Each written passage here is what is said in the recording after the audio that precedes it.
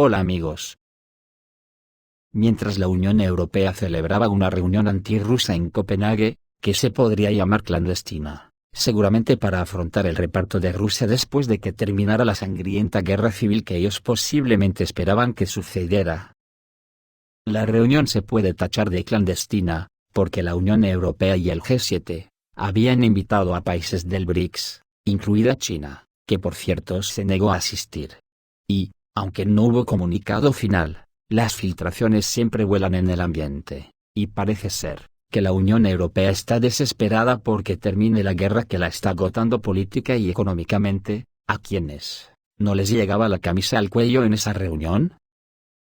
Pero tenemos que seguir en el espejo poniendo más fichas en el puzzle que comenzamos el otro día. Vamos con algunas. Biden se ha apresurado en decir que la situación en Rusia es parte de la lucha interna, y Estados Unidos seguirá apoyando a Ucrania sin importar lo que pase en Rusia. Y dejó en claro que Estados Unidos no está involucrado en lo que está pasando en Rusia, y todavía es demasiado pronto para decir hacia dónde se dirige la situación ahí. La CNN informa que la inteligencia estadounidense ha recopilado datos detallados sobre los planes del líder del grupo Wagner, Yevgeny Prigozhin, antes del motín, pero Estados Unidos no lo compartió con sus aliados. Esta información solo estaba disponible para ciertos aliados, incluidos funcionarios británicos de alto rango, un número limitado de funcionarios estadounidenses, especialmente funcionarios de la administración actual, y los 8 líderes clave del Congreso del país, conocidos como el Grupo de los 8, que tienen acceso a la inteligencia clasificada. Hoy 27 de junio, la OTAN está monitoreando activamente a Bielorrusia, aparentemente rastreando la historia de la reubicación de la compañía militar privada Wagner. Otra ficha. El ex candidato presidencial del Partido Verde, Ahmed Mubarak, dijo que los líderes de la OTAN admiten en secreto que los planes de guerra de Washington contra Rusia han llevado al desastre, así lo anunció en su página de la red social Twitter. El activista de derechos humanos señaló que el presidente estadounidense, Joe Biden, miente o se engaña cuando afirma que la Alianza del Atlántico Norte está más unida que nunca. Recuerde que anteriormente en los medios estadounidenses había información de que el Congreso de los Estados Unidos podría estar dividido sobre el tema del apoyo al régimen de Kiev. El consenso bipartidista comienza a debilitarse en medio de la fallida contraofensiva del ejército ucraniano. También hay una ficha curiosa, por ejemplo, el Banco Central de Alemania puede necesitar un rescate para cubrir una pérdida de 650.000 millones de euros en deudas que ha asumido. Ayer Vladimir Putin se dirigió a su pueblo en un discurso en el que podemos resaltar estas expresiones un tanto peculiares. Primera. La rebelión se llamó rebelión, sin reacción atenuante. Segunda. Putin no nombró a Yevgeny Prigozhin. Tercera. Nombró a clientes y beneficiarios de la rebelión, y citó a los enemigos de Rusia, los nazis en Kiev y los traidores nacionales. 4. Se dice que la mayoría de los combatientes y comandantes del grupo Wagner también son patriotas, que se usaban en la oscuridad. Es por eso que la rebelión no se detuvo durante tanto tiempo, lo que les permitió cambiar de opinión. Y fue la decisión correcta. Porque los patriotas de Wagner se detuvieron en la última línea. Es por eso que ahora pueden firmar un contrato y servir en las Fuerzas Armadas. Pueden regresar a casa con sus familias o ir a Bielorrusia. Aquí sí que se puede hacer una pregunta inocente: ¿quién está dentro del grupo que Putin llamó enemigos de Rusia? Y al margen del discurso, hoy publican una encuesta en Rusia que da una aceptación de Putin del 90% de la población. En Bielorrusia, comenzaron a construir campamentos para albergar a los combatientes de la compañía militar privada Wagner, según informa Image. La publicación confirmó la construcción de un campamento en Osipovichi, región de Mogilev para 8.000 combatientes.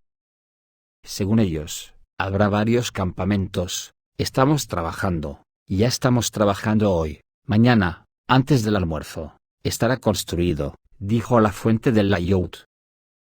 Agregó que el área del campamento será de 24.000 metros cuadrados, estará diseñado para 8.000 camas. Otra fuente del Layout cercana a los líderes de la región de Mogilev, también confirmó que las autoridades recibieron instrucciones de construir un campamento para la compañía militar privada en la región. Por cierto, Prigozhin fue visto en el Green City Hotel, en Minsk, bebiendo leche y mirando pensativo por la ventana. El campo de Wagner cerca del bielorruso Osipovich no será el único en Bielorrusia. Este es el fortalecimiento más fenomenal del Estado de la Unión en la historia, y a nadie en Occidente se le escapa que esto es un cóctel explosivo. La compañía militar privada Wagner desplegados en Bielorrusia, donde Rusia precisamente ya trasladó anticipadamente armas nucleares. Jens Stoltenberg ha dicho que la OTAN está siguiendo de cerca el desarrollo de la situación en torno a la compañía militar privada Wagner, y la información sobre su supuesto redespliegue potencial a Bielorrusia, y están listos para responder rápidamente. Se informa que unidades de Wagner, junto con armas regulares y equipo militar, ingresaron al territorio de Bielorrusia. Las primeras columnas del grupo Wagner ya han llegado y están aparcadas en Bielorrusia, y mañana se iniciará el trabajo normal. Sin embargo, la compañía militar privada Wagner transferirá equipo militar pesado a las unidades activas de las Fuerzas Armadas de la Federación Rusa, y actualmente se están realizando preparativos para la transferencia de equipo militar pesado al Ministerio de Defensa ruso. El mensaje del Ministerio de Defensa ruso establece que el equipo será transferido a las unidades activas de las Fuerzas Armadas rusas. Y hoy mismo el presidente de Bielorrusia en discurso a la nación ha dicho lo siguiente: la amenaza de un nuevo conflicto global nunca ha estado tan cerca como hoy. En la actualidad, el Occidente colectivo está una vez más tratando de desestabilizar la situación en Rusia y Bielorrusia.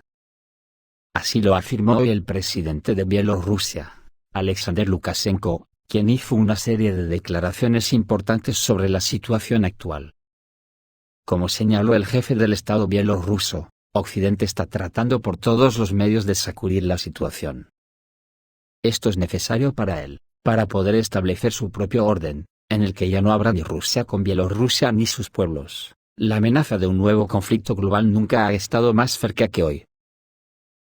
Como señaló el jefe del Estado bielorruso, Occidente está tratando de engañar sobre sus planes e intenciones reales. Los intentos de resolver la situación a través de negociaciones pacíficas no son reconocidos en Occidente, definiéndolos como una especie de imitación diplomática, pero el precio de rechazar un arreglo pacífico es de cientos de miles de vidas humanas, subrayó el jefe de Bielorrusia.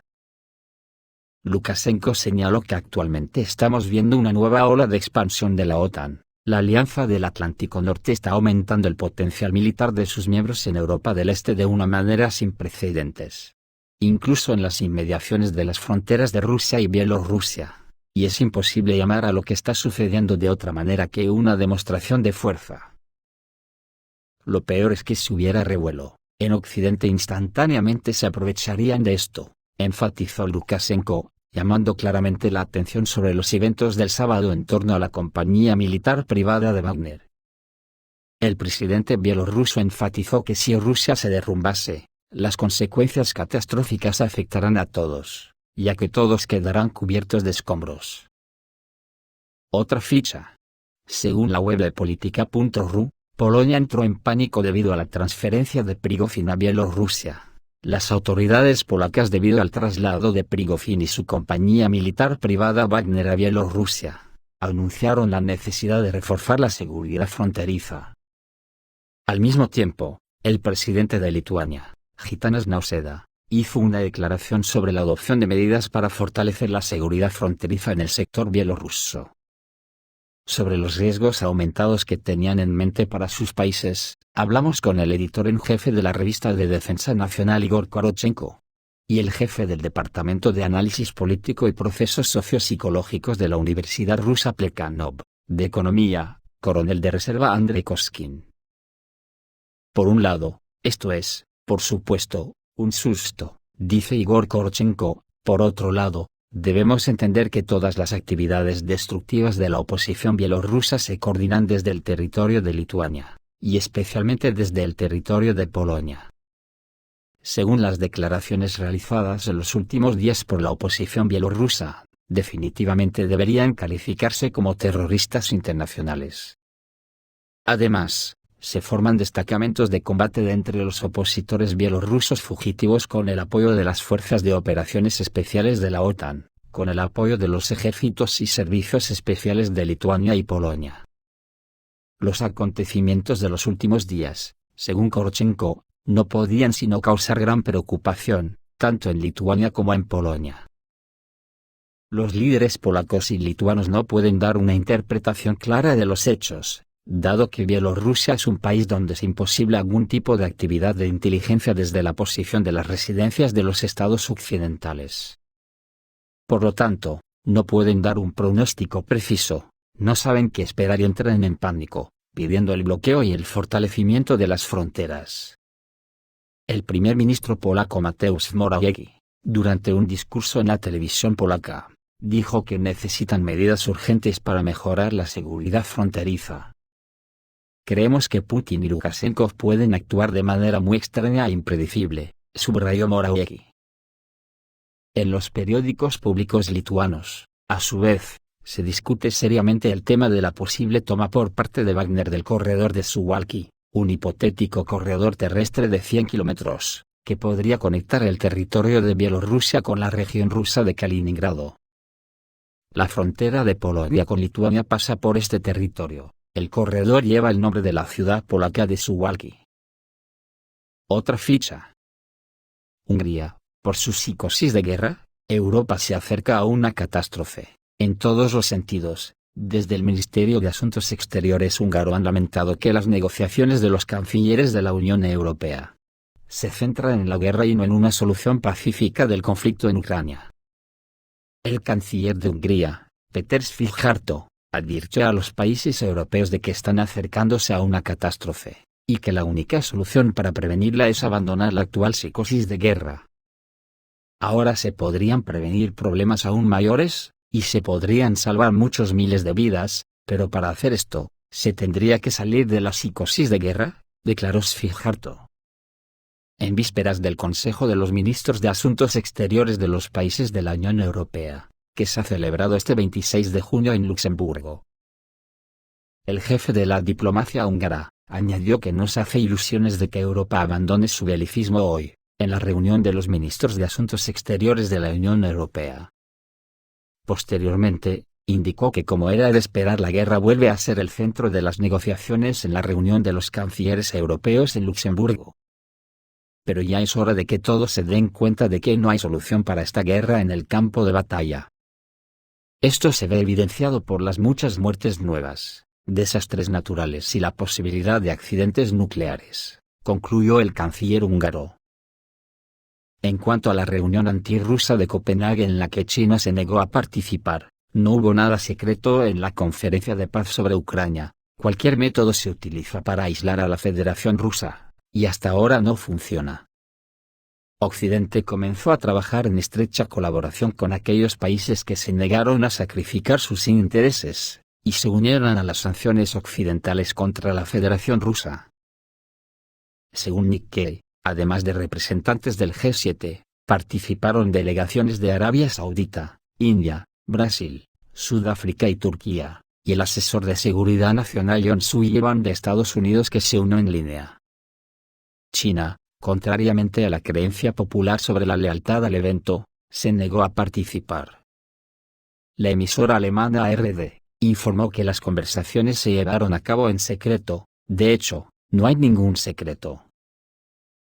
Los países enumerados están incluidos en el grupo de estados que trabajan junto con Rusia en la OPEP, y el BRICS, y de forma bilateral. Y ahora, por cualquier medio, están tratando de ganárselos para que se pongan del lado del plan de paz de Zelensky. Y Occidente apuesta por reforzar las sanciones contra Rusia. El investigador principal del Instituto Danés de Estudios Internacionales Flemming Plisbull, dijo a TV2, que la reunión y la presencia de Sullivan mostraban que Occidente estaba cansado de la guerra. Según él, los países occidentales deben buscar otras formas de presionar a la Federación Rusa, porque el conflicto militar en Ucrania lleva casi 500 días y no hay avances en la contraofensiva de las Fuerzas Armadas de Ucrania. La salida del G7 consiste en llevar las sanciones a los países que no condenaron la invasión rusa, explicó Spliesbull. No se atrevió a sugerir en qué estilo se lleva a cabo el diálogo con los invitados a la conferencia, a través de negociaciones o amenazas. Spliesbull dijo, tal vez los estadounidenses puedan tomar la iniciativa para persuadirlos, o con una pequeña amenaza. El analista Jacob Karbauch cree que los países del sur global están cansados de Estados Unidos y en parte de Europa. Según Karbauch, el intento de aislar a Rusia aún no ha tenido éxito. Spliesbull recordó que el año pasado en Bratislava, el ministro indio de Asuntos Exteriores declaró muy claramente que los problemas de Occidente no son problemas mundiales. Pero Occidente intentará seguir presionando a todos para que se unan al régimen de sanciones. La conferencia no produjo un documento final, pero según la emisora alemana ARD, sugirió que las conversaciones de paz sobre Ucrania podrían tener lugar a partir de julio. Esto es muy dudoso. Los países del sur global insisten en la paz en las condiciones del statu quo territorial en la antigua Ucrania, mientras que Occidente pone como condición a la Federación Rusa la cesión de aquellos territorios, que, según la Constitución, ya son rusos. Es imposible hacer pelear a la Federación Rusa con sus socios económicos, porque estos son países soberanos, se preocupan por su población y no por cómo complacer a Occidente y empobrecerse. Esto es todo amigos, reciban un saludo.